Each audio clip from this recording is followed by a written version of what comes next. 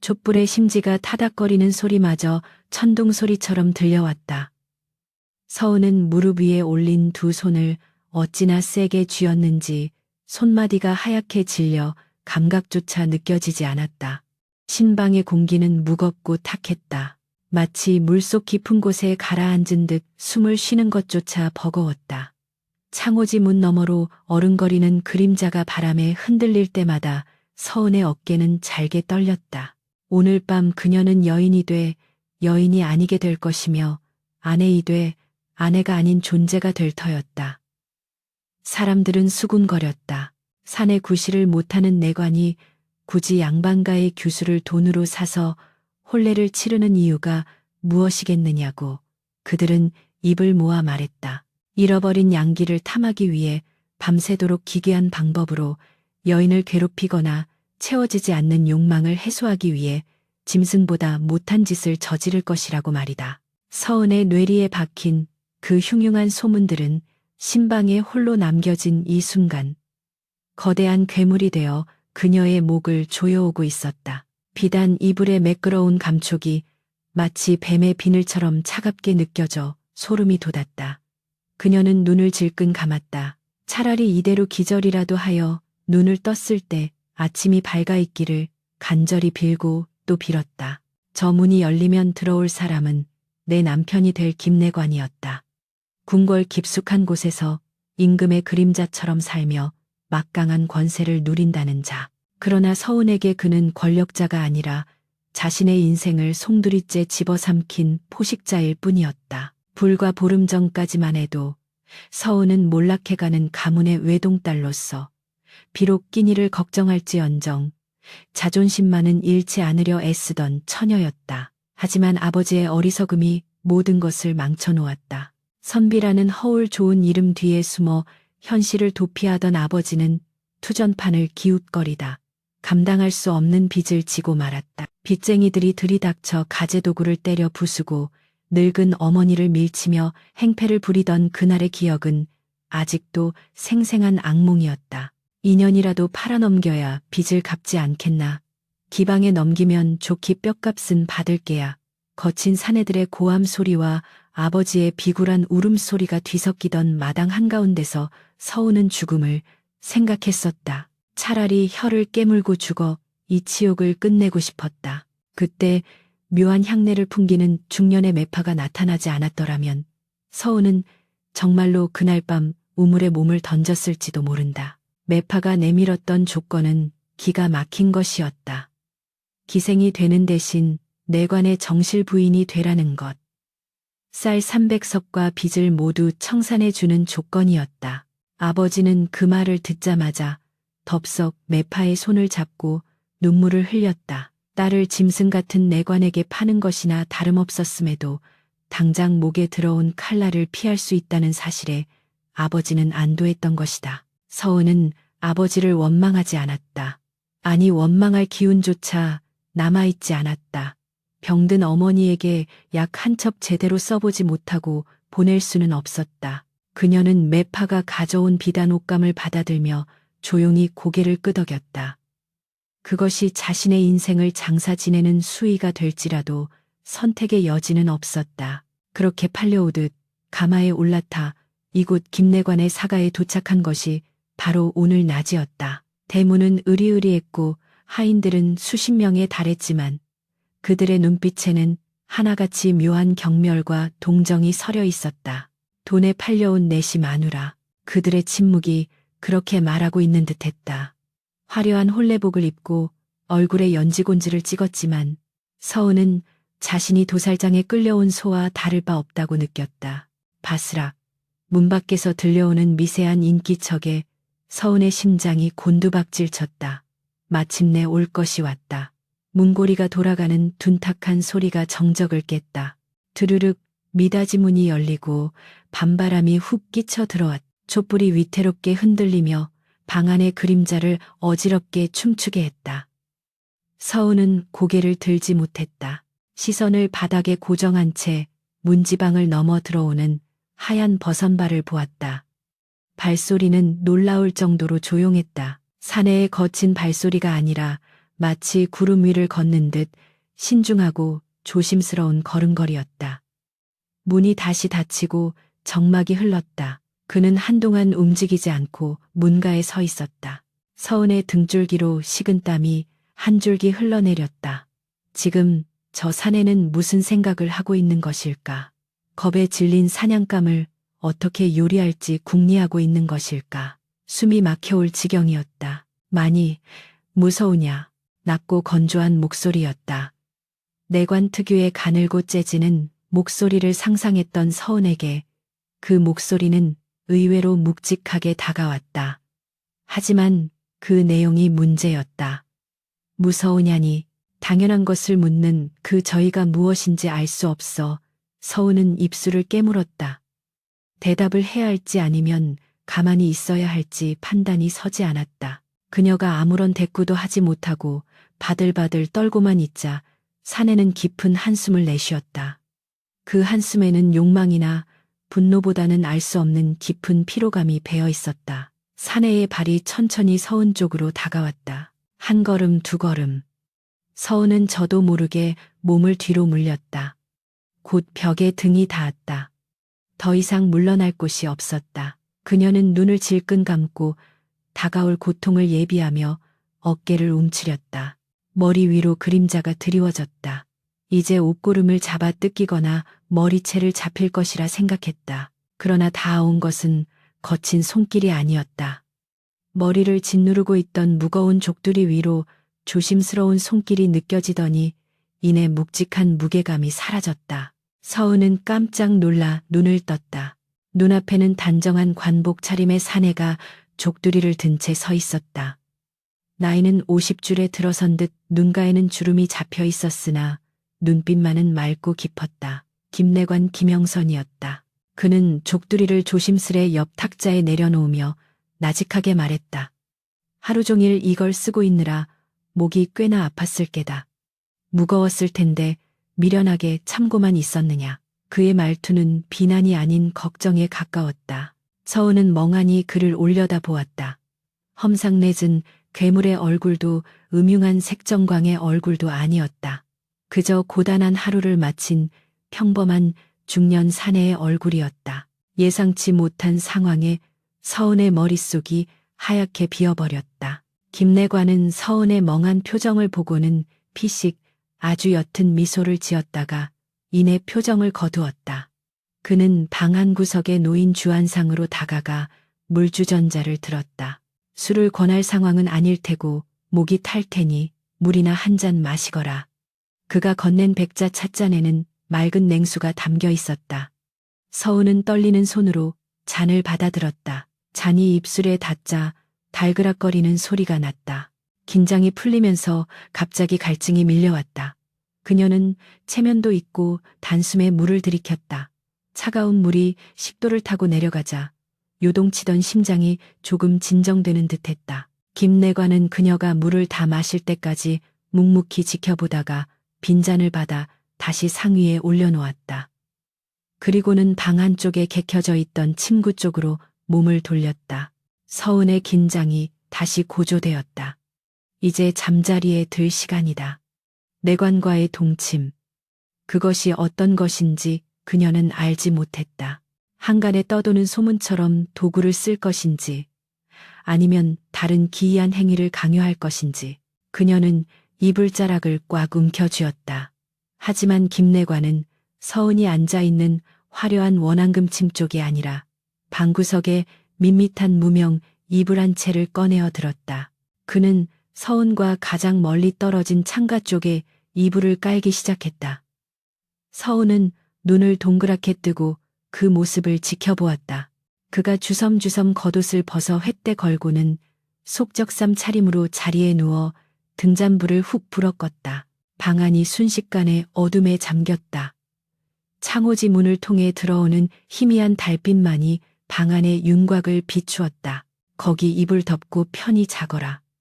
어둠 속에서 그의 목소리가 들려왔다. 나는 잠기가 밝고 예민하여 누가 옆에 있으면 잠을 못 이룬다. 그러니 내 쪽으로 넘어오지 말고 벽에 붙어 자거라. 그 말은 서은을 밀어내는 말이었지만 역설적이게도 그 어떤 달콤한 말보다 서은을 안심시켰다. 그는 서은을 건드리지 않을 작정인 것이다. 아니 애초에 그녀를 여인으로 취할 생각이 없어 보였다. 그렇다면 왜 거금을 들여 나를 산 것일까? 의문이 꼬리에 꼬리를 물었지만 극도의 긴장이 풀리자 급격한 피로가 몰려왔다. 서은은 조심스레 화려한 이불 속으로 몸을 밀어 넣었다. 비단 이불의 감촉이 아까와는 다르게 따뜻하게 느껴졌다. 저 멀리 창가에 누운 김내관의 규칙적인 숨소리가 들려왔다. 그는 정말로 잠이 든 것일까? 아니면 자는 척을 하는 것일까? 서은은 어둠 속에서 그의 등 쪽을 응시했다. 방 안에는 기묘한 침묵이 흘렀다. 부부의 연을 맺는 첫날 밤이었지만 그들 사이에는 살 썩는 소리 대신 타인의 거리감이 존재했다. 하지만 그 거리감은 서은에게 구원이었다.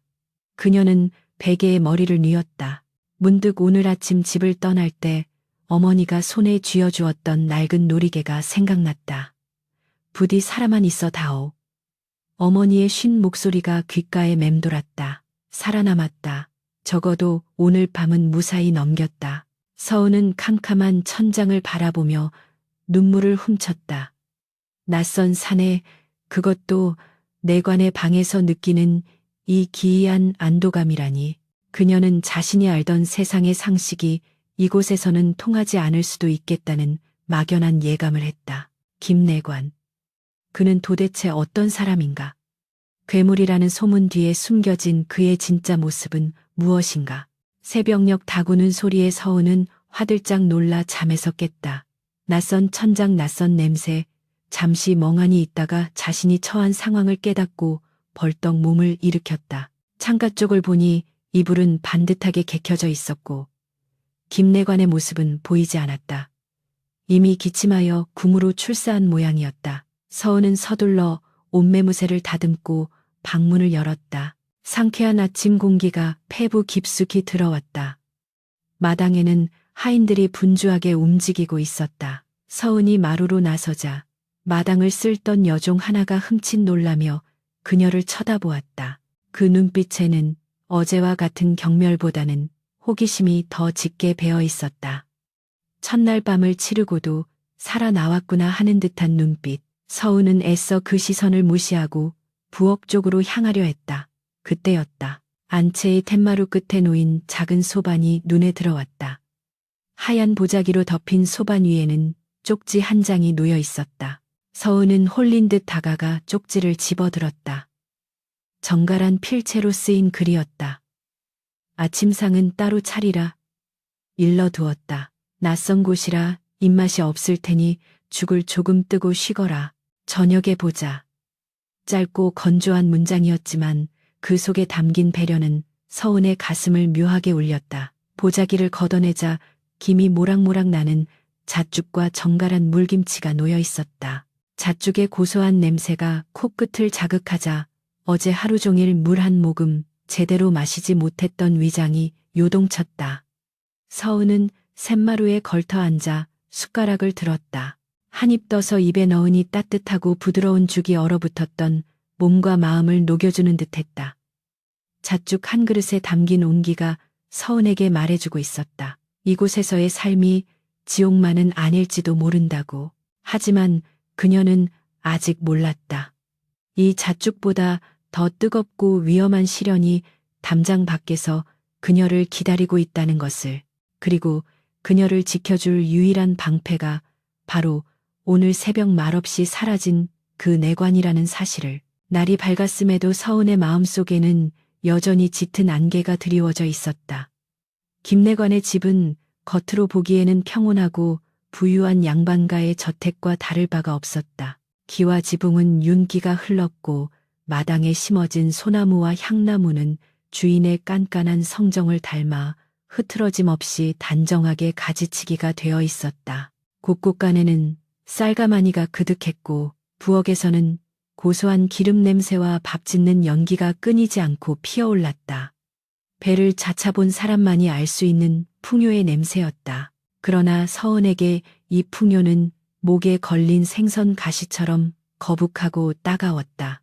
그녀가 안 채 대청마루에 앉아 있으면 하인들은 마당을 쓸거나 걸레질을 하면서 힐끔힐끔 곁눈질로 그녀를 훔쳐보았다.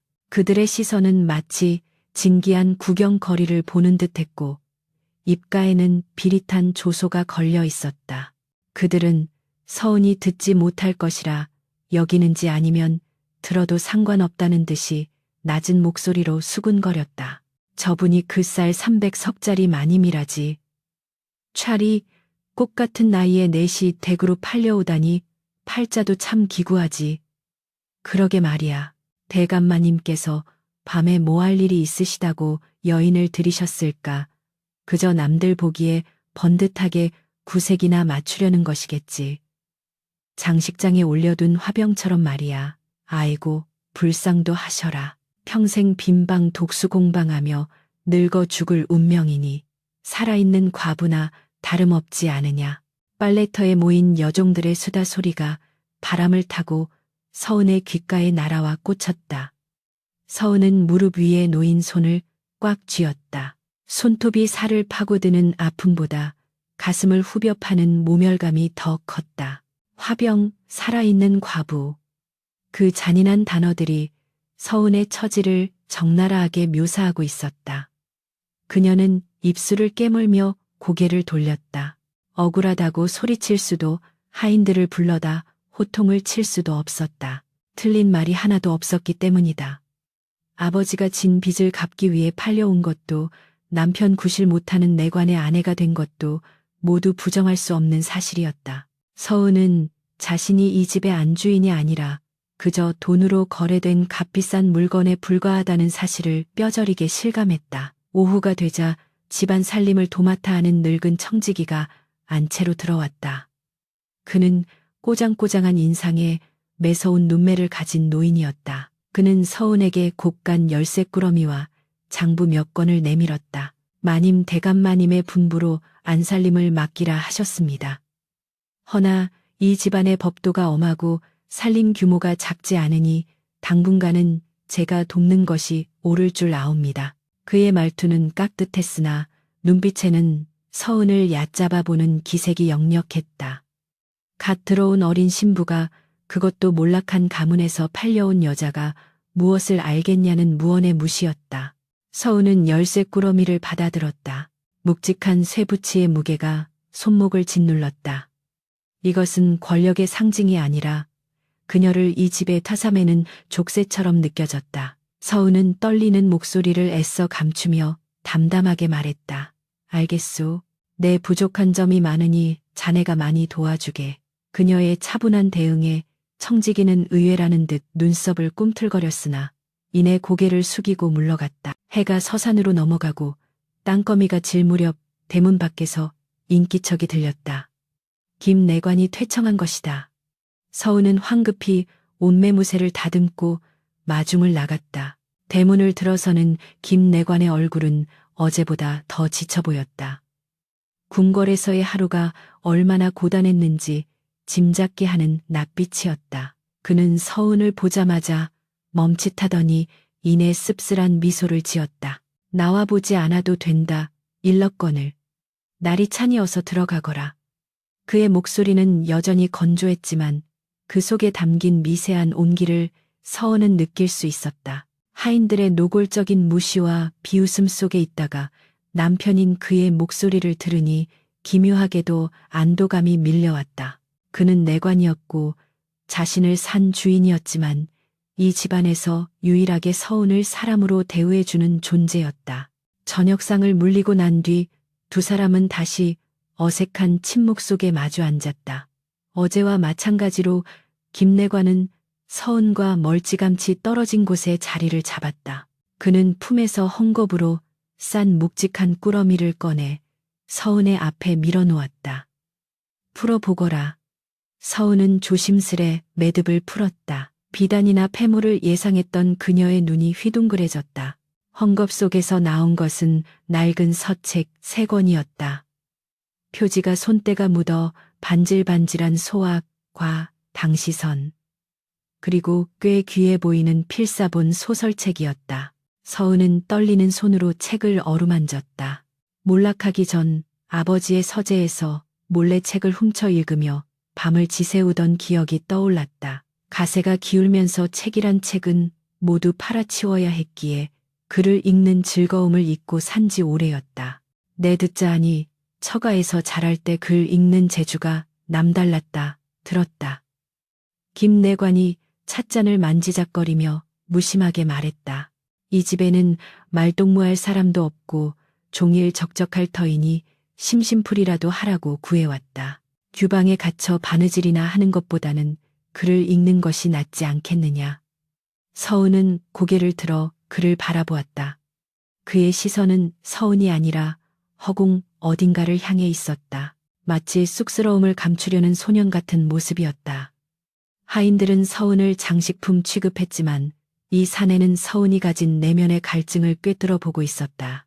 여인에게 그것도 팔려온 아내에게 귀한 서책을 선물하는 사내라니. 서은의 가슴 속에서 굳게 닫혀있던 빗장이 조금씩 흔들리기 시작했다. 그리고 김내관이 덧붙였다. 오늘 의원을 보내 장인어른의 병세를 살피게 했다. 다행히 고질병이긴 하나 약을 꾸준히 쓰면 차도가 있을 것이라 하더구나. 약재를 넉넉히 지어 보냈으니 너무 걱정하지 말거라. 빚쟁이들도 다시는 얼씬거리지 못하도록 조치해 두었다. 그 말은 서은의 가슴에 떨어진 벼락과도 같았다. 서은은 숨을 들이켰다. 단순히 돈으로 빚을 갚아준 것을 넘어 병든 아버지의 안위까지 챙기고 있었다니. 서은의 눈가가 붉어졌다. 감사의 말을 해야 했지만 목이 메어 말이 나오지 않았다. 그녀는 자리에서 일어나 큰 절을 올렸다. 바닥에 이마를 대고 흐느끼는 그녀를 보며 김내관은 당황한 듯 몸을 일으켰다. 이러지 마라. 내 당연히 해야 할 도리를 했을 뿐이다. 일어나거라 어서. 그날 밤 서은은 쉽게 잠들지 못했다. 등잔불 아래서 김내관이 선물한 책을 펼쳤지만 글자가 눈에 들어오지 않았다. 대신 창가 쪽에 누워있는 김내관의 뒷모습만이 자꾸만 시선을 끌었다. 그는 오늘도 서은을 건드리지 않고 벽을 보고 누워있었다. 규칙적인 숨소리가 들려왔지만 서은은 그가 잠들지 않았음을 직감적으로 알 수 있었다. 그는 왜 자신을 샀을까? 단순히 가문을 잇기 위한 양자가 필요해서, 아니면 늙어가는 자신의 말년을 지켜줄 간병인이 필요해서. 하지만 그의 행동은 그런 실용적인 목적을 넘어선 무언가가 있었다. 그는 서은을 존중하고 있었다. 몸이 불편한 내관이라는 자격지심 때문이라기엔 그의 태도는 너무나 의연하고 사려 깊었다. 서은은 문득 궁금해졌다. 저 굽은 등 뒤에 짊어지고 있는 삶의 무게는 얼마나 무거운 것일까. 임금을 모시며 권력의 정점에 서 있다지만 퇴청 후 돌아온 빈집에서 그가 느꼈을 고독은 얼마나 깊은 것이었을까. 다음 날부터 서은의 태도는 조금씩 달라졌다. 그녀는 더 이상 방 안에 틀어박혀 있지 않았다. 아침 일찍 일어나 하인들을 지휘하며 안살림을 챙기기 시작했다. 청지기가 마지못해 내민 장부를 꼼꼼히 검토하고 부엌에 나가 식재료의 상태를 확인했다. 하인들은 여전히 그녀를 경계했지만 서은의 단호하고 빈틈없는 일 처리에 조금씩 눈치를 보기 시작했다. 그녀는 자신이 이 집의 손님이 아니라 주인이 되어야겠다고 다짐했다. 그것이 자신의 빚을 갚아주고 존엄을 지켜준 남편에 대한 보답이라 생각했다. 김내관이 퇴청하면 따뜻한 물을 미리 준비해 세수 시중을 들었고 그의 옷가지를 정성스럽게 다림질해 놓았다. 김내관은 그런 서은의 변화를 묵묵히 받아들였다. 고맙다거나 수고했다는 말은 없었지만 서은이 차려온 밥상을 남김없이 비우는 것으로 대답을 대신했다. 그러던 어느 날 사건이 터졌다. 김내관이 늦은 시각까지 귀가하지 않아 서은이 노심초사하며 기다리고 있을 때였다. 대문 밖이 소란스러워지더니 술에 취한 하인 하나가 대문을 걷어차며 고래고래 소리를 지르는 것이 들렸다. 그는 평소 김내관을 뒤에서 가장 심하게 험담하던 마당쇠였다. 내 시놈의 집구석 산에 구실도 못하는 놈이 벼슬아치랍시고 거드름을 피워 에라이 종술 기운을 빌려 그동안 쌓였던 불만을 터뜨리는 모양이었다. 다른 하인들이 말리는 소리가 들렸지만 마당쇠의 난동은 멈추지 않았다. 그는 안채 쪽을 향해 삿대질을 하며 외쳤다. 거기 안방 마님도 나와 보쇼 밤마다 독수 공방하느라 오죽 심심하겠소. 내 그 외로움이나 달래줄까. 그 순간 안채의 방문이 벌컥 열렸다. 서은이었다. 그녀는 하얗게 질린 얼굴이었지만 눈빛만은 형형하게 빛나고 있었다. 헝클어진 머리도 잠옷 바람도 아니었다. 정갈하게 당의를 갖춰 입은 서은이 팻마루에 서자 소란스럽던 마당이 일순간 찬물을 끼얹은 듯 조용해졌다. 서은은 뜰 아래로 내려서지 않은 채 차가운 목소리로 일갈했다. 네 이놈, 여기가 감히 어느 안전이라고 주둥이를 함부로 놀리느냐. 서은의 목소리는 높지 않았으나 서리빨 같은 위엄이 서려 있었다. 평소 기죽어 지내던 어린 신부의 모습이 아니었다. 마당쇠는 술김에도 기가 눌려 멈칫했다. 서은은 한 걸음 앞으로 나서며 쏘아붙였다. 내 비록 덕이 부족하여 너희의 마음을 다 얻지는 못하였으나 이 집의 주인은 대감마님이시고 나는 그분의 정실이다. 주인을 능멸하는 것은 곧 나라의 녹을 먹는 관원을 능멸하는 것이니 이는 국법으로도 다스릴 수 있는 중재임을 모르느냐. 그녀의 호통의 마당쇠는 다리가 풀린 듯 주저앉았다. 다른 하인들도 고개를 푹 숙이고 벌벌 떨었다. 서은은 청지기를 불렀다. 청지기는 듣거라. 저자를 당장 헛간에 가두고 술이 깰 때까지 물 한 모금 주지 마라. 내일 날이 밝는 대로 대감마님께 고하여 엄히 다스릴 것이다. 청지기는 식은땀을 흘리며 허리를 굽혔다. 예, 분부대로 거행하겠습니다. 마님 하인들이 마당쇠를 질질 끌고 사라지자 서은은 그제야 긴장이 풀린 듯 다리가 휘청거렸다. 그때였다. 대문 기둥 뒤 어둠 속에서 누군가 걸어 나왔다. 김내관이었다. 그는 언제부터 와 있었는지 알 수 없었으나 모든 상황을 지켜본 듯했다. 그의 표정은 어둠에 가려 잘 보이지 않았지만 평소와 달리 묘하게 일렁이고 있었다. 서은은 황급히 옷매무새를 가다듬고 고개를 숙였다. 오셨습니까? 집안 단속을 제대로 하지 못하여 소란을 피웠습니다. 송구합니다. 그녀의 목소리는 떨리고 있었다. 김내관은 천천히 서은에게 다가왔다. 그리고는 털썩 팻마루에 걸터 앉으며 깊은 한숨을 내쉬었다. 화가 난 것일까? 서은이 불안해하며 그를 쳐다보는데 김내관이 고개를 들어 서은을 정면으로 응시했다. 아니다. 내 불찰이다. 김내관의 목소리는 잠겨 있었다. 내가 덕이 없어 아랫사람들이 나를 우습게 알았고 그 탓에 부인이 겪지 않아도 될 수모를 겪었소. 미안하오. 서은은 깜짝 놀랐다. 그가 처음으로 서은에게 부인이라 칭하며 하대하지 않고 존대해 온 것이다. 그리고 사과까지 했다. 서은은 고개를 저었다. 아닙니다. 저는 이 집의 사람입니다.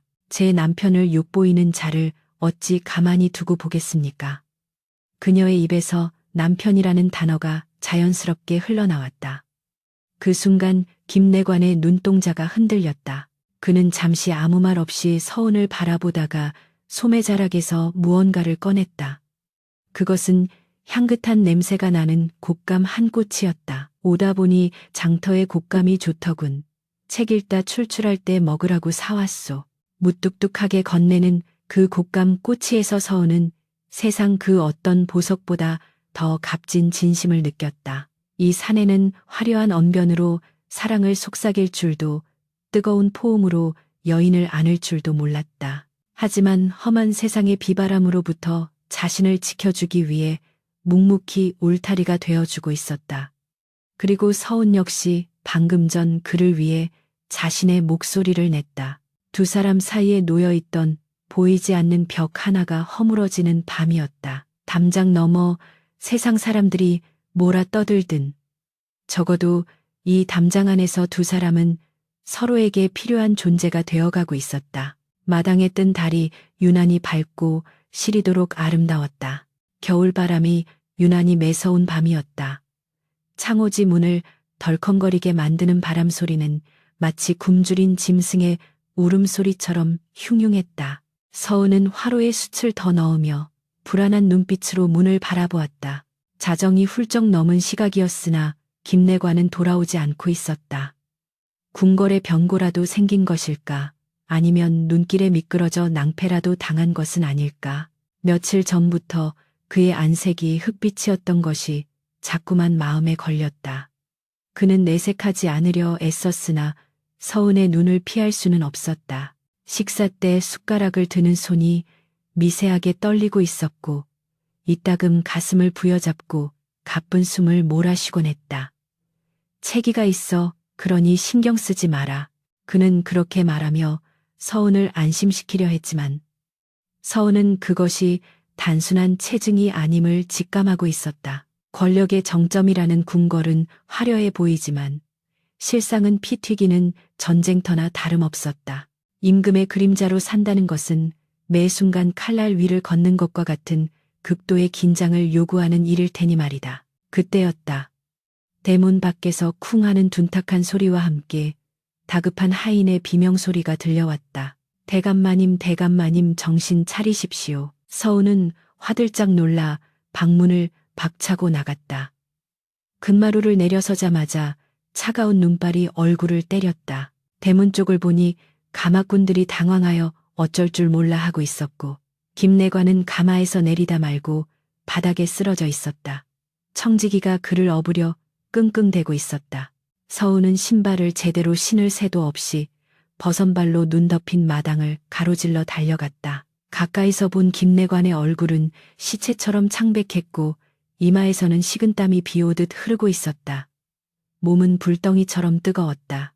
어서 안채로 모셔라. 뭣들 하느냐 빨리. 서은의 서슬퍼런 호령에 넋을 놓고 있던 하인들이 그제야 정신을 차리고 김내관을 들어 옮겼다. 서은은 떨리는 손으로 그의 차가운 손을 꼭 잡고 방으로 이끌었다. 따뜻한 아랫목에 그를 눕히고 이불을 덮어주었지만 그는 의식을 찾지 못한 채 앓는 소리만 내뱉었다. 의원을 부르러 하인을 내보낸 서은은 직접 물수건을 짜서 그의 얼굴과 목을 닦아내기 시작했다. 관복을 벗기자 앙상하게 마른 몸이 드러났다. 갈비뼈가 훤히 드러날 정도로 야윈 몸, 겉으로는 비단 옷을 입고 위세를 떨쳤으나 그 속은 이토록 바싹 말라 비틀어져 있었던 것이다. 서은의 가슴 한구석이 찌르르하게 아려왔다. 이 가냘픈 몸으로 그 모진 궁궐 생활을 그리고 세상의 멸시를 홀로 견뎌왔단 말인가. 밤이 깊어가도록 김내관의 열은 내릴 줄을 몰랐다. 그는 고열에 시달리며 헛소리를 중얼거리기 시작했다. 평소에 냉철하고 침착하던 모습은 온데간데 없었다. 무의식 속에서 그는 무방비 상태의 어린아이처럼 보였다. 춥습니다. 어머니, 너무 춥습니다. 제발. 거기는 안 됩니다. 제발. 서은은 수건을 짜던 손을 멈칫했다. 거기는 안 된다는 절규.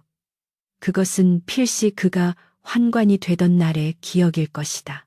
사내로서의 삶을 거세당하고 인간으로서의 존엄을 난도질당했던 그 끔찍한 고통의 기억이 수십 년이 지난 지금도 그의 영혼을 갉아먹고 있는 것이었다. 서은은 숨을 죽이고 그의 머리맡을 지켰다.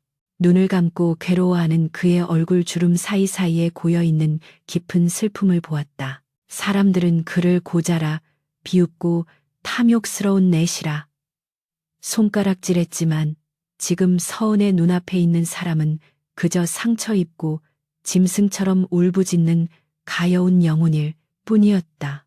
서은은 저도 모르게 그의 손을 두 손으로 감싸 쥐었다. 그리고 귓가에 나직하게 속삭였다. 괜찮습니다. 이제 괜찮습니다. 여기는 안전합니다. 아무도 대감께 해를 입히지 못합니다. 그녀의 목소리가 들린 것일까? 고통스럽게 일그러져 있던 김내관의 미간이 조금씩 펴지기 시작했다. 그는 서은의 손을 생명줄이라도 되는 양 꽉 움켜쥐었다. 그 악력이 어찌나 센지 손이 아플 지경이었지만 서은은 손을 빼지 않았다. 밤새도록 그녀는 그의 곁을 지키며 이마에 땀을 닦아주고 마른 입술에 물을 적셔주었다. 촛불이 다 타들어가고 창호지 문이 푸르스름하게 밝아올 무렵에야 그의 거친 숨소리가 잦아들었다. 아침 햇살이 방 안 깊숙이 들어왔을 때 김내관은 천천히 눈을 떴다. 머리가 깨질 듯 아팠고 온몸이 물먹은 솜처럼 무거웠다. 그는 몽롱한 시선으로 천장을 바라보다가 자신의 손에 닿아 있는 따뜻한 온기를 느꼈다. 고개를 돌리니 서은이 그의 손을 잡은 채 침상 머리맡에 엎드려 잠들어 있었다. 흐트러진 머리카락, 헬쓱해진 얼굴, 그리고 곁에 놓인 대야와 물수건들. 지난밤 무슨 일이 있었는지 짐작게 하는 풍경이었다. 김내관은 숨을 들이켰다. 자신의 추한 꼴을 보이고 말았다는 수치심과 동시에 가슴 깊은 곳에서 올라오는 뜨거운 무언가가 교차했다. 평생 누군가의 시중을 들며 살아왔지. 누군가에게 이토록 지극정성으로 간호를 받아본 적은 없었다. 게다가 상대는 돈으로 사온 자신을 혐오하리라 생각했던 아내가 아닌가. 김내관이 조심스레 몸을 일으키려 하자 인기척에 놀란 서은이 번쩍 눈을 떴다. 두 사람의 시선이 허공에서 마주쳤다. 잠시 어색한 침묵이 흘렀다. 깨어나셨습니까? 몸은 좀 어떠십니까? 서은이 황급히 옷매무새를 다듬으며 물었다. 목소리가 잠겨 있었다. 부인 덕분에 살았소. 흉한 꼴을 보였구려. 김내관은 쉰 목소리로 답하며 시선을 떨구었다. 서은은 고개를 저었다. 부부 사이에 흉이 어디 있습니까? 밤새 고열이 심하여 걱정했습니다. 의원이 과로로 인한 심혈이라 하였습니다. 당분간은 꼼짝 말고 요양하셔야 합니다. 그녀의 어조는 단호했다. 마치 철없는 아이를 타이르는 어머니 같기도 했다. 김내관은 멍하니 그녀를 바라보다가 희미하게 웃었다. 그 웃음은 평소의 씁쓸한 미소가 아니라 한결 편안해진 얼굴이었다. 오후가 되자 김내관의 기력이 조금 회복되었다. 서은은 정성스럽게 달인 탕약과 맑은 차를 내왔다. 두 사람은 차상 하나를 사이에 두고 마주 앉았다. 찻잔에서 피어오르는 김이 두 사람 사이의 어색함을 조금 누겨주었다. 차 한 모금을 마신 김내관이 입을 열었다. 궁금하지 않으시오? 무엇이 말입니까? 내가 왜 하필 부인을 택했는지 말이오. 돈으로 젊은 첩을 들이려 했다면 기생이나 다른 여염집 규수도 많았을 텐데 굳이 몰락한 가문의 빚더미에 앉은 부인을 택한 이유가. 서은은 찻잔을 쥔 손에 힘을 주었다. 사실 가장 궁금했던 점이었다. 하지만 차마 묻지 못했던 질문이었다. 그녀는 조용히 그를 응시하며 대답을 기다렸다. 김내관은 시선을 창밖에 눈 덮인 매화나무에 둔 채 먼 과거를 회상하듯 말을 이어갔다. 30년 전이었소. 내가 아직 궁에 들어간 지 얼마 되지 않아. 윗전들의 매질과 괴롭힘에 못 이겨 도망치다시피 궐 밖으로 나왔을 때였지. 배는 고프고 몸은 상처투성이고 세상 천지가 다 나를 죽이려는 것만 같았소. 그때 주막에서 국밥 한 그릇을 얻어먹으려다 주인에게 쫓겨나 매질을 당하고 있었소. 재수없는 내시놈이 어딜 들어오냐며 소금을 뿌려대더군. 그의 목소리는 담담했지만 서은은 그 속에 담긴 처절함을 느낄 수 있었다. 그때 지나가던 한 선비께서 그 광경을 보고 주인을 호통치셨소. 사람이 사람을 짐승 취급하는 것은 짐승만도 못한 짓이다.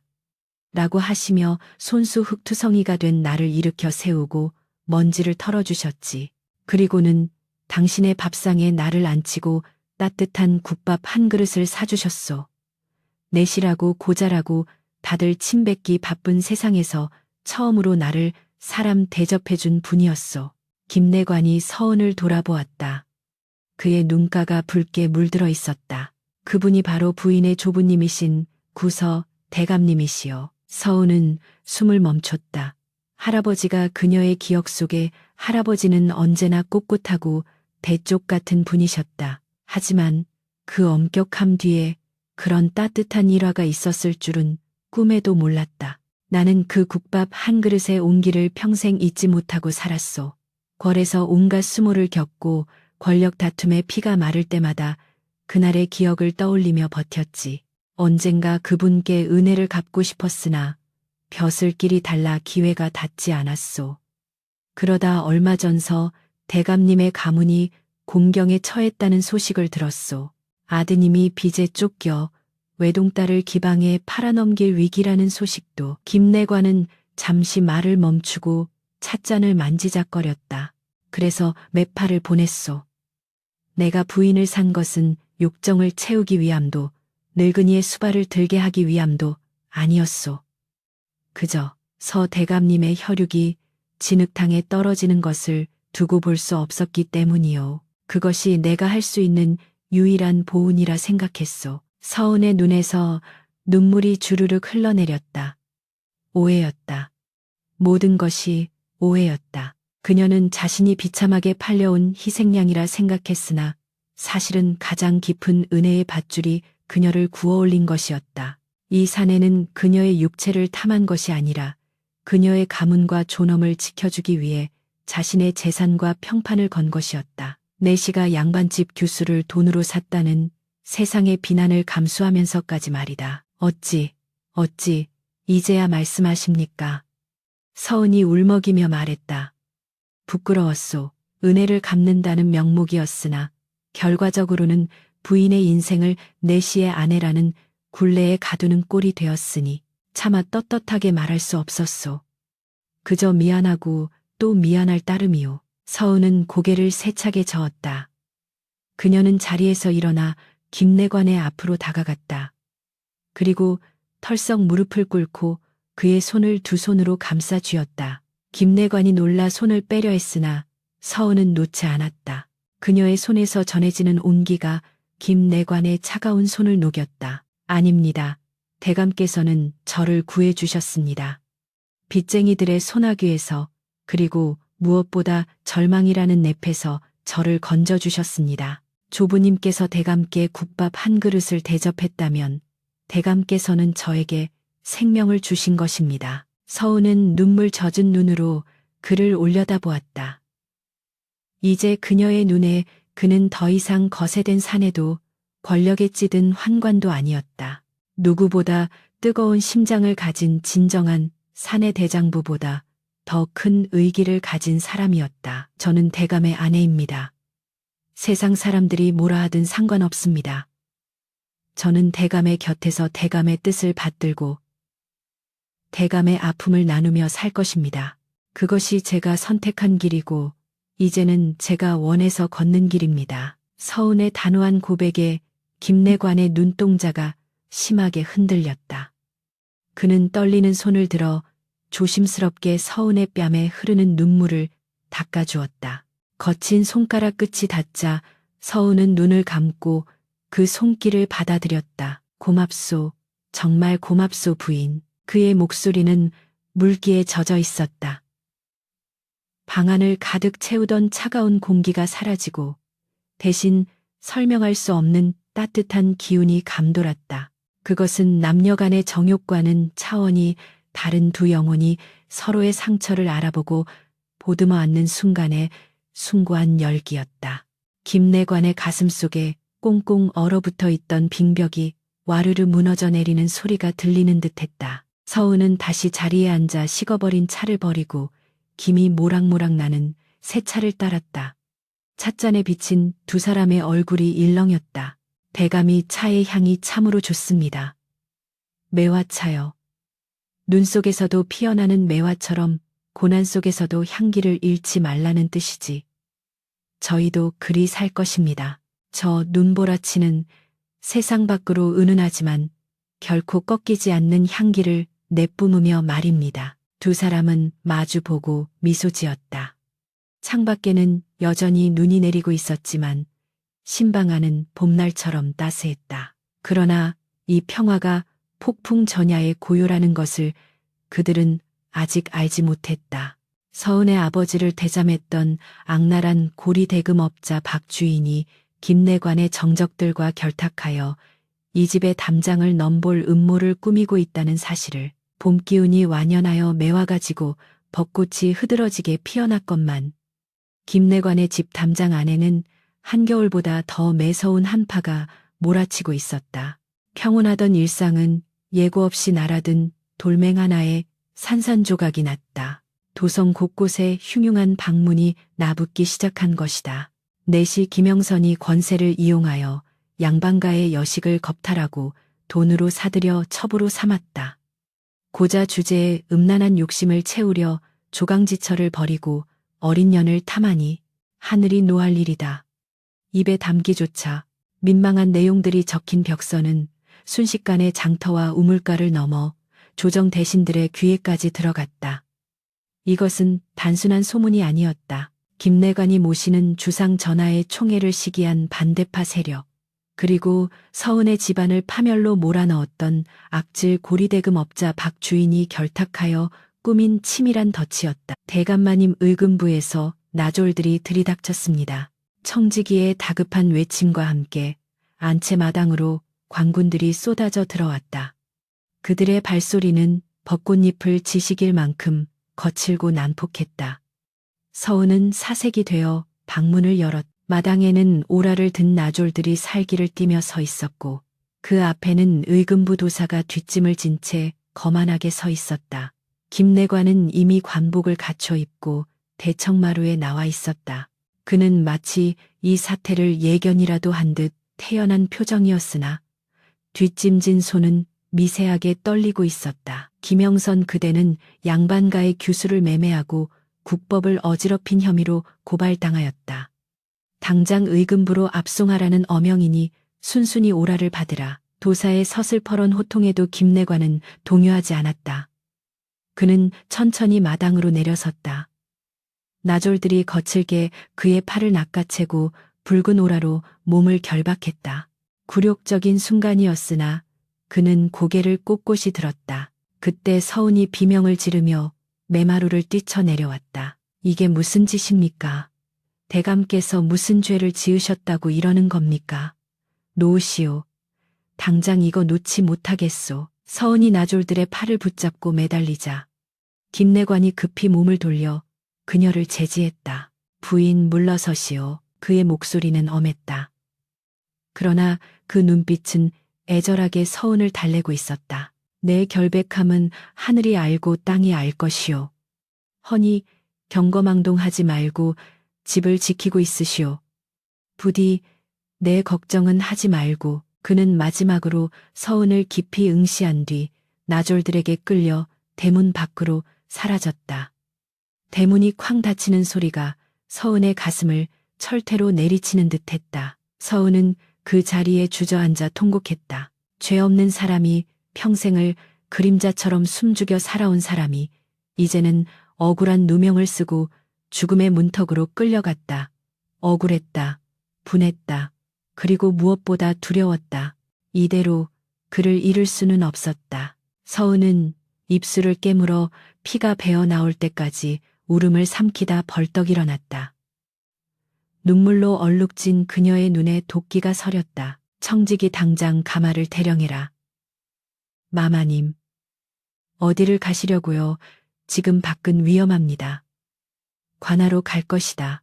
내 지아비가 억울한 누명을 썼는데 안방에 처박혀 눈물이나 짜고 있을 순 없다. 가서 내 눈과 입으로 진실을 밝힐 것이다.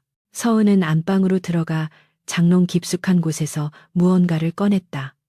그것은 김내관이 몰래 갚아주었던 아버지의 차용증 원본과 박 주인이 보냈던 협박 서신들이었다. 서은은 그것들을 품속 깊이 갈무리하고 가장 정갈하고 위험 있는 예복으로 갈아입었다. 그녀는 더 이상 팔려온 죄인이 아니었다. 당당한 정실 부인으로서 남편을 구하러 가는 길이었다. 의금부 취조실은 음습하고 차가운 공기로 가득 차 있었다. 피비린내와 곰팡이 냄새가 뒤섞인 그곳 중앙에 김내관이 무릎 꿇려 있었다. 정면에는 이번 사건을 사주한 반대파 세력의 거두인 최 판서가 신문관으로 앉아 있었고 그 옆에는 탐욕스러운 눈빛을 번들거리는 박 주인이 증인석에 앉아 있었다. 내 이놈 김영선. 내가 권세를 믿고 힘없는 양반을 협박하여 그 딸을 강제로 취했다는 것이 사실이냐. 최 판서가 신문대를 탁 치며 호통쳤다. 김내관은 흐트러짐 없는 자세로 답했다. 소인은 결코 그런 적이 없습니다. 정당하게 혼례를 치렀으며 강제는 없었습니다. 이놈이 주둥이를 놀리는구나. 여봐라. 증인 박가는 들어라. 네가 본 것을 고하거라. 박 주인이 비열한 웃음을 흘리며 앞으로 나섰다. 예, 나으리. 소인이 똑똑히 보았습니다. 저 내시놈이 빚을 빌미로서 대감을 협박하였습죠. 딸을 내놓지 않으면 온 집안을 도륙내겠다고 칼을 들이대는데 힘없는 서 대감이 어찌 버티겠습니까? 끌려가던 따님이 울며 불며 살려달라고 애원하던 모습이 아직도 눈에 선합니다요. 새빨간 거짓말이었다. 김내관의 주먹이 부들부들 떨렸다. 그러나 그는 반박하지 않았다. 자신이 입을 열어 서운의 집안 사정을 낱낱이 밝히면 결국 서운의 가문이 빚더미에 앉아 딸을 팔려 했던 치부가 세상에 드러나게 된다. 그것은 서운에게 또 다른 씻을 수 없는 상처가 될 것이었다. 김내관은 차라리 자신이 모든 오명을 뒤집어 쓰는 편을 택하려 했다. 묵비권을 행사하는 것을 보니 죄를 인정하는 것이로구나. 여봐라, 저놈을 매우 쳐라. 형리들이 몽둥이를 들고 달려들려는 찰나였다. 멈추시오. 취조실 문이 활짝 열리며 맑고 또렷한 목소리가 울려 퍼졌다. 모든 시선이 문 쪽으로 쏠렸다. 그곳에는 하얀 소복을 입고 머리를 단정히 쪽진 서은이 서 있었다.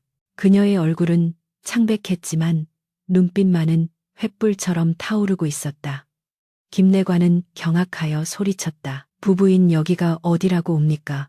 어서 돌아가시오. 서은은 남편의 외침을 못 들은 척 또박또박한 걸음으로 취조실 중앙으로 걸어 들어왔다. 그리고 최 판서 앞에 꿇어앉지 않고 꼿꼿이 서서 그를 노려보았다. 저는 죄인 김영선의 처서은이라 합니다. 사건의 당사자가 여기 있는데 어찌 거짓 증인의 말만 듣고 판결을 내리려 하십니까? 최 판서는 당돌한 여인의 등장에 잠시 당황했으나 이내 코웃음을 쳤다. 네가 감히 관할을 모독하느냐. 내관에게 팔려가 첩실 노릇이나 하는 계집 주제에 말씀을 삼가십시오. 서운의 호통이 취조실을 쩌렁쩌렁 울렸다. 그 기세가 어찌나 등등한지 나졸들마저 움찔했다. 저는 첩이 아니라 정식으로 혼례를 치르고 족보에 오른 정실 부인입니다. 그리고 팔려온 것이 아니라 제 발로 걸어 들어온 것입니다. 서은은 품속에서 서류 뭉치를 꺼내 바닥에 뿌렸다. 박 주인의 차용증과 협박 편지들이었다. 보십시오.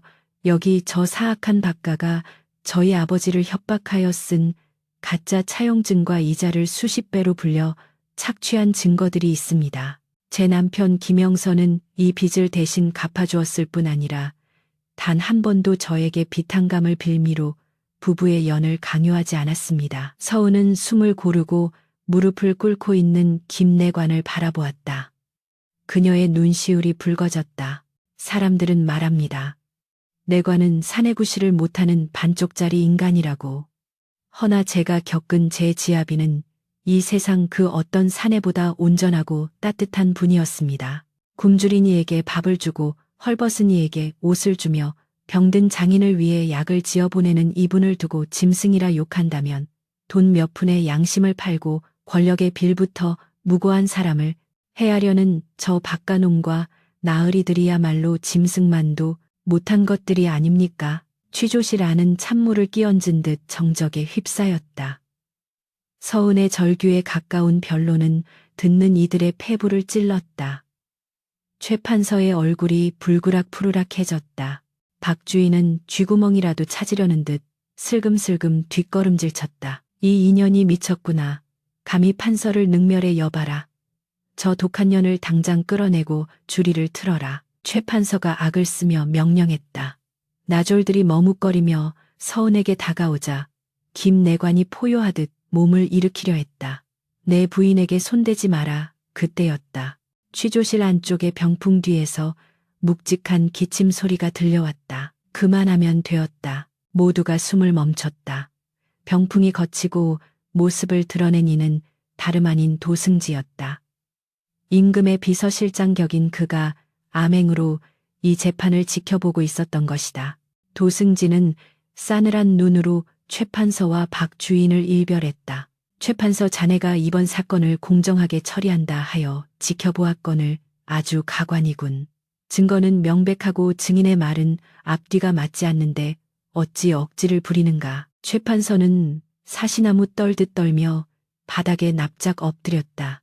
대대감, 그게 아니오라. 도승지는 바닥에 흩어진 차용증과 서신들을 주워 훑어보았다. 그리고 서은에게 다가가 부드러운 목소리로 말했다. 부인의 기계에 감복하였소. 지아비를 위하는 마음이 하늘을 찌르니 내관의 아내라고 손가락질하던 자들이 부끄러워 고개를 들지 못할 것이오. 도승지는 즉시 판결을 내렸다.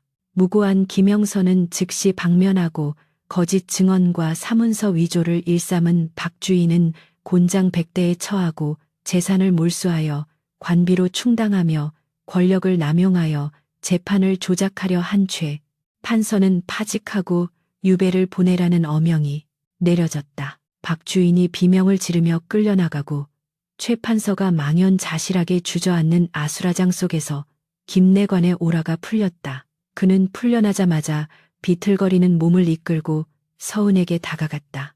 그의 손목에는 밧줄 자국이 시뻘겋게 남아있었다. 부인, 김내관은 말을 잇지 못했다. 눈물이 그렁그렁한 눈으로 서은을 바라보다가 와락 그녀를 끌어안았다. 평생을 감정을 죽이고 살아온 그가 수많은 관원들이 보는 앞에서 체면도 있고 아내를 아는 것이다. 그의 어깨가 격하게 들썩였다. 미안하오. 그리고 고맙소. 정말 고맙소. 서은은 김내관의 등에 얼굴을 묻고 참았던 눈물을 터뜨렸다. 무사하셔서 다행입니다. 정말 다행입니다. 두 사람은 서로를 부둥켜 안고 한참을 울었다. 그들을 둘러싼 차가운 관아의 공기마저 두 사람의 뜨거운 눈물 앞에서는 힘을 잃었다. 서은은 느꼈다. 오늘 이 사건으로 인해 두 사람은 단순한 부부를 넘어 생사를 함께한 동지가 되었음을. 세상의 편견과 억압이라는 거대한 파도 앞에서 두 사람은 서로의 손을 잡고 굳건히 버텨낸 것이다. 관아문을 나서는 두 사람의 등 뒤로 따스한 봄 햇살이 쏟아져 내렸다. 김내관은 서은의 손을 꼭 잡고 놓지 않았다. 그의 손은 더 이상 차갑지 않았다. 서은 역시 그의 손을 마주 잡으며 다짐했다. 이 손을 평생 놓지 않겠노라고. 담장 박세상이 아무리 손가락질 하더라도 우리만의 담장 안에서 우리는 가장 완벽한 부부로 살아갈 것이라고. 하지만 시련이 끝난 후 찾아오는 평온함이 때로는 더 큰 감동을 주는 법이었다. 이제 그들에게 남은 것은 격정적인 폭풍우가 지나간 자리에 피어날 소박하고도 아름다운 꽃, 진정한 행복을 확인하는 일뿐이었다. 세월은 유수와 같다 하더니 그 모진 폭풍우가 지나간 자리에도 어김없이 평온한 세월의 이끼가 내려앉았다. 김내관의 집마당에는 더 이상 사람들의 손가락질이나 비웃음 섞인 수군거림이 넘어오지 않았다. 대신 그 자리를 채운 것은 담장 너머로 흘러넘치는 낭낭한 글 읽는 소리와 은은한 먹냄새였다.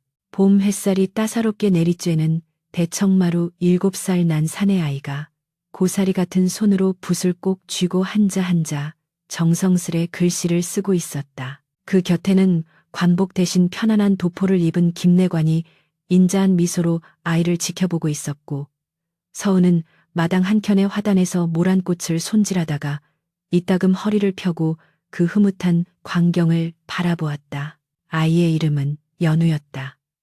김내관의 먼 친척 조카뻘 되는 아이로 집안이 어려워 끼니를 잇기 힘든 것을 서은이 먼저 제안하여 양자로 드린 것이었다. 비록 몸으로 낳은 자식은 아니었으나 두 사람은 가슴으로 낳은 이 아이에게 세상의 모든 사랑을 쏟아붓고 있었다. 아버님, 이 글자는 획이 너무 어렵습니다. 붓이 제 마음대로 움직이지 않습니다. 연우가 붓을 내려놓으며 투정을 부리자 김내관은 너털 웃음을 터뜨리며 아이의 머리를 쓰다듬었다. 허허 본씨 마음을 다스려야 붓끝도 다스려지는 법이다. 조급해하지 말고 천천히 숨을 고르며 다시 해보거라. 내 어미가 정성스레 가꾼 저 모란이 하루아침에 피어나더냐. 긴 겨울을 참고 견디었기에 저리 고운 꽃을 피운 것이다. 김내관의 목소리에는 예전의 날선 긴장감 대신 넉넉한 여유가 묻어났다. 그는 더 이상 궁궐의 암투 속에서 나를 세우는 칼날이 아니었다. 늦은 나이에 얻은 자식의 재롱을 보며 평범한 아비로서의 기쁨을 뒤늦게 배워가는 늙은 사내일 뿐이었다. 서운은 그 모습을 보며 가슴 한구석이 뭉클해짐을 느꼈다. 피 한 방울 섞이지 않았지만 두 사람은 그 누구보다 닮아 있었다. 점심나절이 되자 서운은 정성스레 준비한 다과상을 들고 마루로 올라갔다. 꿀에 절인 약과와 시원한 오미자차였다. 연우는 어머님하고 외치며 서운의 품에 안겼다. 서운은 아이의 땀 맺힌 이마를 닦아주며 김내관을 바라보았다. 그의 눈가 주름이 깊어졌지만 그 주름 하나하나에는 행복이라는 이름의 세월이 새겨져 있었다. 부인 솜씨가 날로 좋아지는구려. 궁중 수라간 상궁도 울고 갈맛이요. 김내관의 농담에 서은은 수줍게 미소 지었다. 처음 시집왔을 때의 그 서먹하고 두려웠던 공기는 이제 찾아볼 수 없었다. 두 사람 사이에는 말하지 않아도 서로의 뜻을 헤아리는 깊은 신뢰와 정이 흐르고 있었다. 밤이면 김내관은 서은에게 궁궐에서 있었던 소소한 일들을 이야기해 주었고 서은은 집안의 대소사와 연우의 성장 과정을 조곤조곤 들려주었다. 육체적인 교합은 없었으나 그들의 대화는 그 어떤 부부의 밤보다 긴밀하고 애틋했다. 어느덧 시간이 흘러 김내관이 관직에서 물러나는 날이 되었다. 평생을 임금의 그림자로 살며 멸시와 권세를 동시에 누렸던 파란만장한 삶이었다. 마지막 퇴청을 하고 돌아오는 길, 그는 가마를 타지 않고 걸어서 집으로 향했다. 대문 앞에는 서은과 훌쩍 자란 연우가 마중을 나와 있었다. 김내관은 대문 앞에 서서 잠시 회한에 잠긴 듯 집안을 둘러보았다. 젊은 날 거세이 고통을 겪으며 피눈물을 흘렸던 기억 출세하여 권력을 잡았으나 마음은 늘 허허 벌판 같았던 시절. 그리고 서은을 만나 비로소 사람이 되었던 순간들이 주마등처럼 스쳐 지나갔다. 그는 천천히 서은에게 다가갔다. 이제는 희끗희끗한 흰머리가 섞인 서은의 손을 잡으며 그가 말했다. 이제 다 끝났소. 나는 더 이상 내관도 대감도 아니오. 그저 부인의 지아비이자 연우의 아비로 남은 생을 살고 싶소. 서은은 말없이 그의 손을 꽉 잡았다. 그 맞잡은 두 손의 온기만이 진실이었다. 은퇴 후의 삶은 고요하고 평화로웠다. 두 사람은 도성 외곽의 한적한 별장으로 거처를 옮겼다. 뒤로는 나지막한 산이 있고 앞으로는 맑은 개울이 흐르는 곳이었다.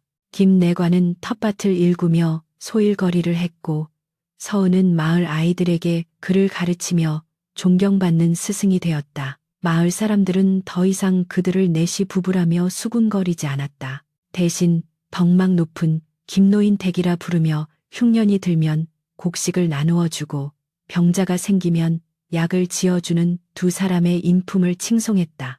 과거 서은의 아버지를 초험했던 빛과 가난의 그림자는 완전히 사라졌고 친정 가문 또한 연우가 과거에 급제하여 벼슬길에 오르면서 다시금 명예를 회복했다. 서은은 때때로 생각했다. 만약 그때 매파의 제안을 거절하고 우물에 몸을 던졌다면 이 찬란한 노후를 맞이할 수 있었을까? 인생의 불행이라 여겼던 순간이 실은 가장 큰 축복의 시작이었음을 그녀는 세월을 통해 깨달았다. 어느 늦가을 밤이었다. 보름달이 유난히 밝게 뜬 밤. 두 사람은 캔마루에 나란히 앉아 달구경을 하고 있었다. 밤바람이 꽤 차가웠지만 김내관이 서은의 어깨에 두터운 담요를 덮어주어 춥지는 않았다. 마당의 국화 향기가 진하게 코끝을 맴돌았다.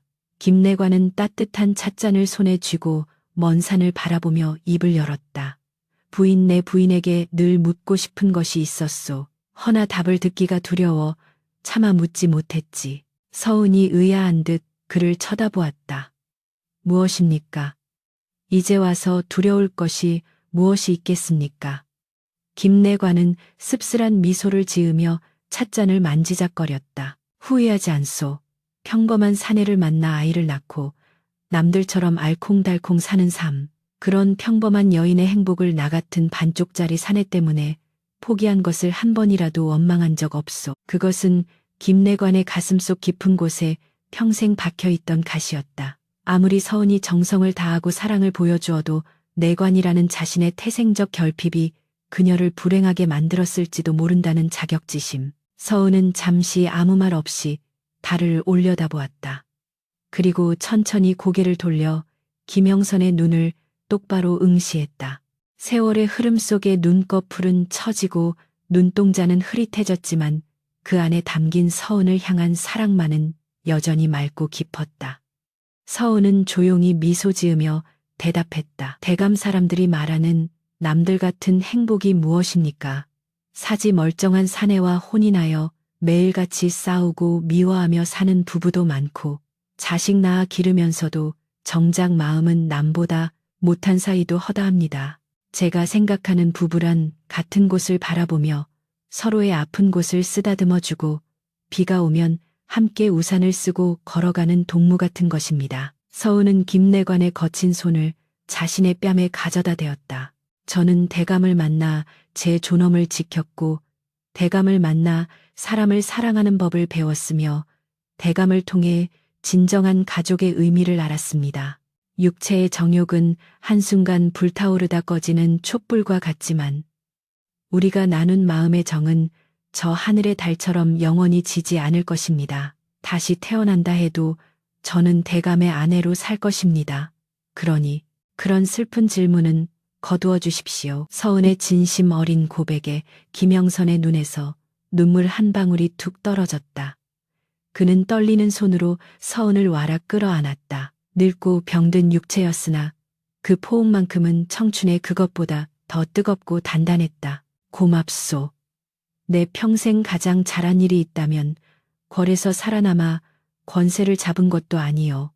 재물을 모은 것도 아니다. 바로 그날 부인을 내 사람으로 맞이한 것이다. 내 죽는 날까지 아니 죽어서도 부인을 은혜하겠소. 두 늙은 부부는 서로의 체온에 의지한 채 한참을 그렇게 앉아 있었다. 달빛이 두 사람의 하얀 머리카락을 은빛으로 물들였다. 그의 겨울 김영선은 서은의 품에서 조용히 눈을 감았다. 임종의 순간 그는 고통스러운 기색 하나 없이 편안한 얼굴이었다.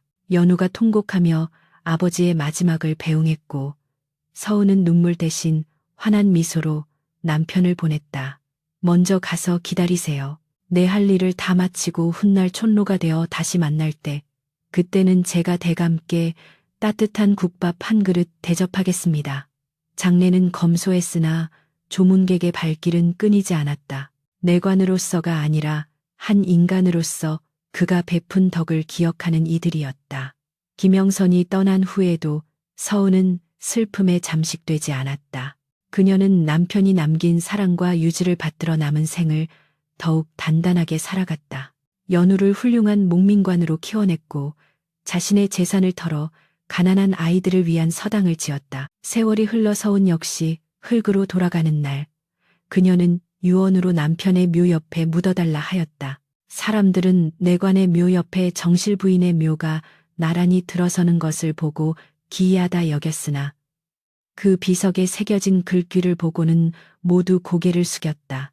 육신은 비록 완전하지 못하였으나 영혼만은 그 누구보다 온전했던 지아비와 그 영혼을 사랑하여 평생을 바친 지엄이 여기 함께 잠들다. 비석 옆에는 두 사람이 생전 그토록 아꼈던 매화나무 한 그루가 심어져 있었다. 봄이 오면 그 매화나무는 눈 속에서도 가장 먼저 꽃을 피우고 그 그윽한 향기는 담장을 넘어온 세상으로 퍼져나갔다. 마치 세상의 편견과 시련을 이겨내고 피어난 두 사람의 사랑처럼 은은하지만 결코 사라지지 않을 향기였다.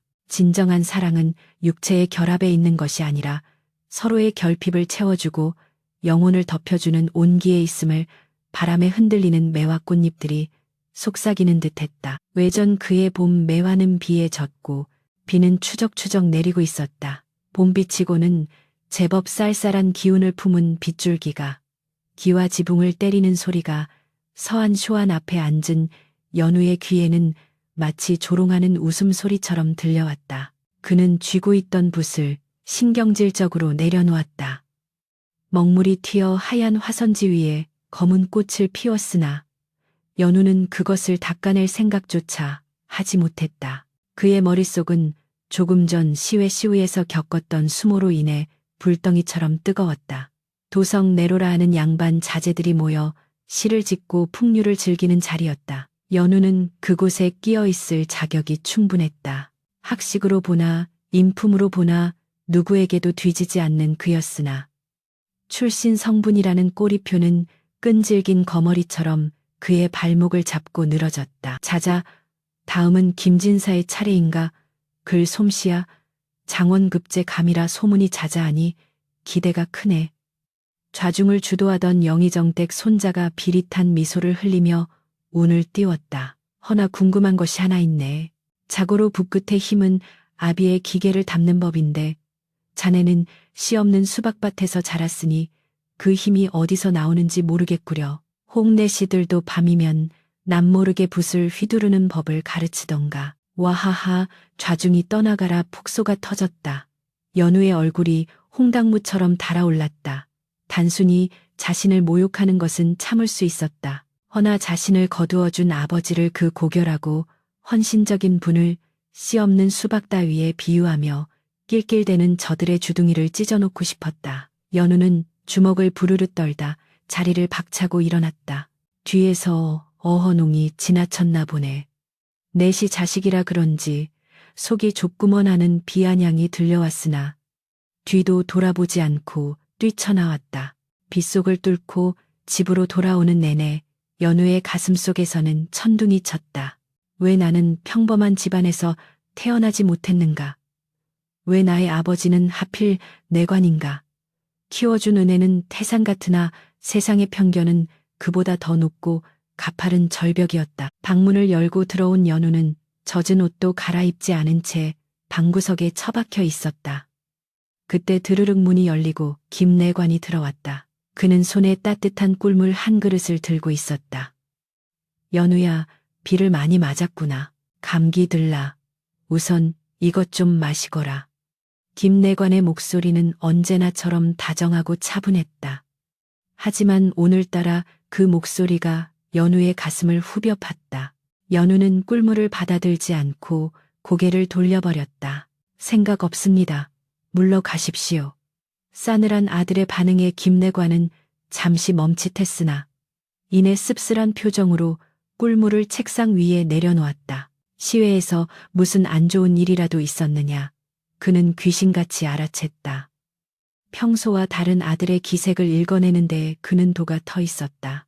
연우는 울컥 치밀어 오르는 감정을 주체할 수 없어 소리쳤다. 아버님은 모르십니다.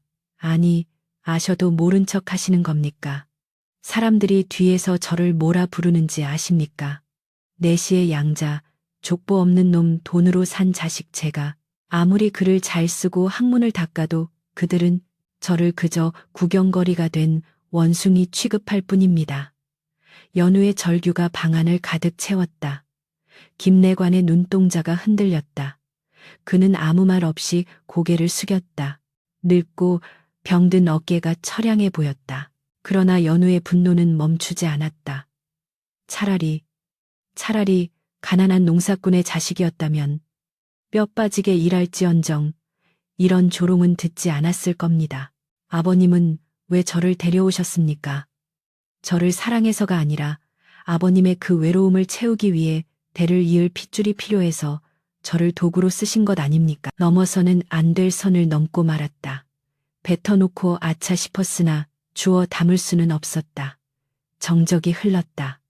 빗소리만이 그 공백을 메웠다. 김내관은 천천히 고개를 들었다. 그의 눈에는 눈물이 고여 있었으나 표정은 담담했다. 미안하다. 내 생각이 짧았다. 그의 입에서 나온 말은 변명이 아닌 사과였다. 내 말이 맞다. 나의 욕심이 너를 괴물로 만들고 있었구나. 내 너를 아들로 삼은 것은 나의 기쁨이었으나 너에게는 족쇄가 될 줄을 미처 헤아리지 못했다. 김내관은 자리에서 일어났다. 그리고 품속에서 낡은 서신 한 통을 꺼내 연우의 앞에 놓았다. 이것을 가지고 내일 관하로 가거라. 파양바영 신청서다. 내 이미 다 써놓았다. 연우의 눈이 휘둥그레졌다. 파양이라니.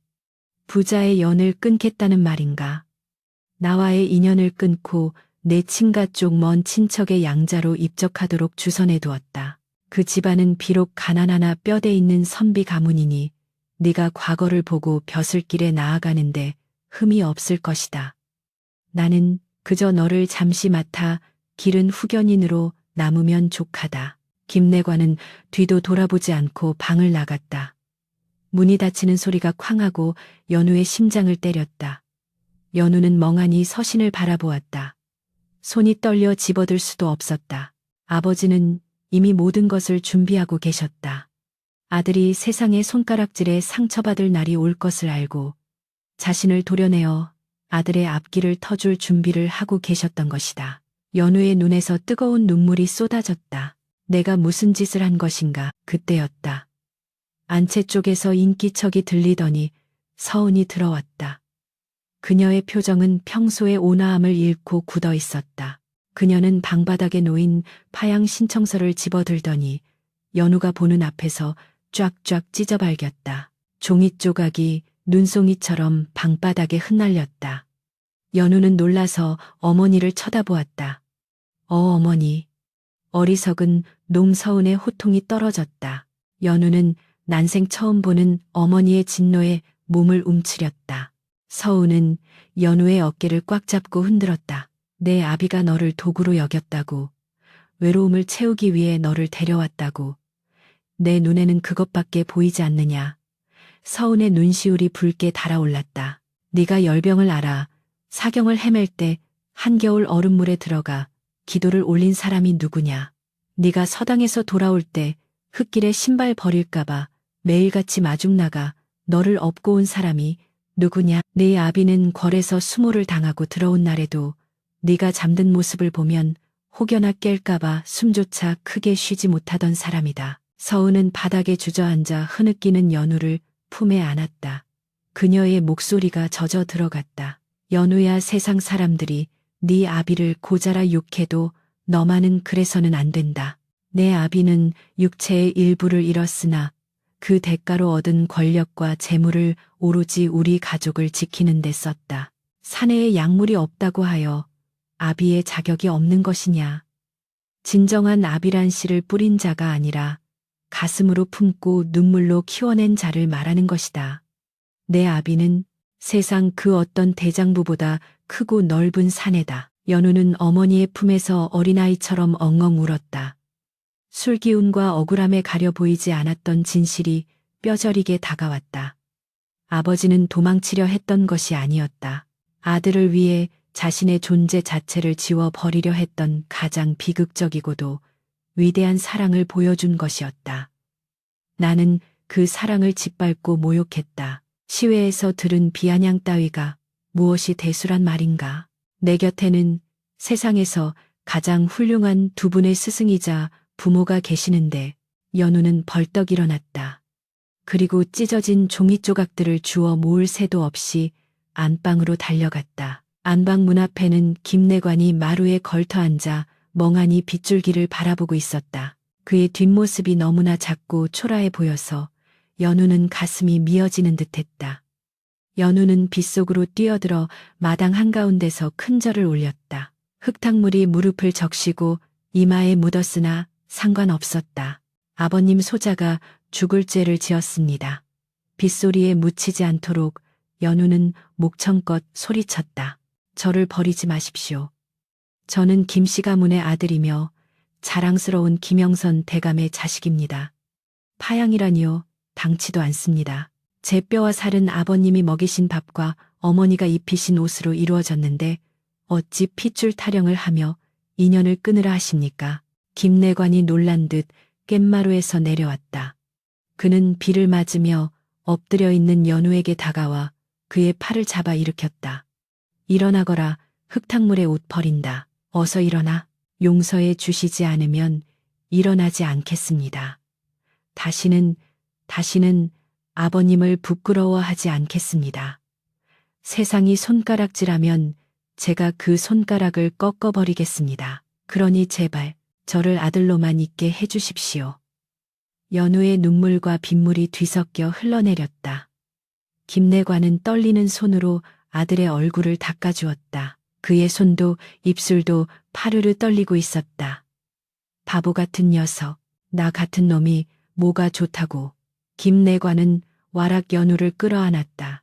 빗속에서 두 부자는 서로를 부둥켜 안고 오열했다. 서은이 우산을 들고 나와 두 사람 위에 씌워 주었다. 비록 우산은 작아 세 사람의 어깨가 다 젖었으나 그들이 나누는 온기만큼은 빗줄기도 식힐 수 없었다. 다음 날부터 연우는 달라졌다.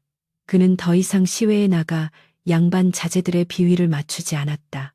대신 방 안에 틀어박혀 밤낮으로 학문에 매진했다. 누군가 그의 출신을 비웃으면 그는 당당하게 받아쳤다. 나의 아버님은 붓보다 마음으로 세상을 그리시는 분이요. 그분의 뜻을 이어받아 백성을 위한 정치를 펴는 것이 나의 꿈이니 가문의 배경 따위로 사람을 재단하는 그대들의 좁은 식견이 안타까울 뿐이요. 그의 기백에 눌려 사람들은 더 이상 면전에서 그를 조롱하지 못했다. 드디어 대과다크 날이 밝았다. 연우는 김내관과 서은에게 큰 절을 올리고 집을 나섰다. 김내관은 대문 밖까지 따라 나와 아들의 손을 꼭 쥐어주었다. 떨지 말고 평소 실력대로만 하거라. 결과가 어찌 되든 너는 내 자랑스러운 아들이다. 다녀오겠습니다, 아버님. 반드시 장원 급제하여 아버님께서 씌워주신 그 갓이 부끄럽지 않게 하겠습니다. 과거 시험장 시제스다에는 충효 종셔였다. 연우는 눈을 감고 생각에 잠겼다. 책 속에 나오는 고리타분한 충효가 아니었다. 자신을 위해 모진 수모를 견디며 헌신한 아버지, 그리고 그 곁을 지키며 가정을 지켜낸 어머니, 그 두 분의 삶 자체가 그에게는 거대한 경전이자 살아있는 교과서였다. 연우는 일필이지로서 내려갔다. 화려한 미사여구는 없었으나 글자 하나하나에 뼈가 있고 진심이 담긴 명문이었다.